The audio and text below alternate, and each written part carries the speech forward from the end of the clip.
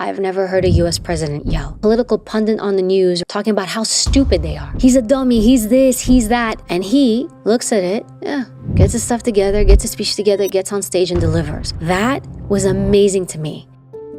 You spent almost 12 years around people like Bill Clinton, Barack Obama, and Michelle Obama. Did you learn anything about leadership from those individuals? You learn something from all of them. To be president of the United States, whoever you are, I mean, that's a feat in of itself. They all have something. One thing I learned is resilience. You'll be next to the president, and this was every president, a former, all of them I stood next to, and you're standing next to them and they're about to go on stage or in a big meeting or they're talking to someone and you've got the news on and there's some political pundit on the news or channel talking about how stupid they are. He's a dummy, he's this, he's that. They're shredding them.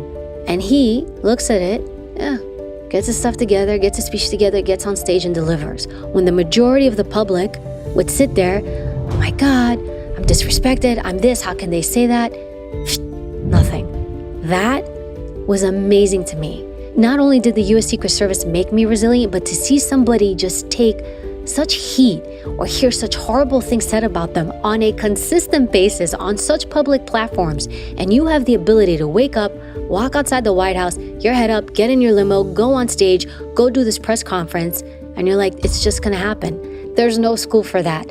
And so because I was around these personalities, I'm like, yeah, well, if he can do it, I can do it. Who was the most impressive? I have to tell you, they all were. There was no one that wasn't. Like, they all had their gift. And even Trump, you brought up Trump before. I think what people like about him, he's just direct. He's very direct and he just lands it. He says what he says and he doesn't care. From an objective standpoint, people just like the fact that he just says it and he doesn't care. And sometimes I think people envy that. Did you ever observe them making tough decisions? Yes, all the time. They're not driven by emotion. They're very rational-based decisions. I weigh the pros, I weigh the cons, I look at the facts. So you very rarely, if ever, and I could probably say, I've never heard a U.S. president yell, ever. I've never heard a U.S. president lose himself. You know, when you hear them debate or talk about things, it's a debate. I can look at you, you can look at me, I'll be like, Stephen, I don't think that this is right. And then you'd say, Evy, well, why isn't this right? If we do it this way, this way, this way, this is gonna happen. Yeah, but Stephen, if you do it like that, and what if this happens and these guys die? Well, I don't see it like that. Well, sure, I see it this way. It's like, we're gonna have to figure it out. Their feelings are not so fragile, their ego not so soft that you can actually have this debate. And that's important for you to have in your circle. Can you have these debates with people?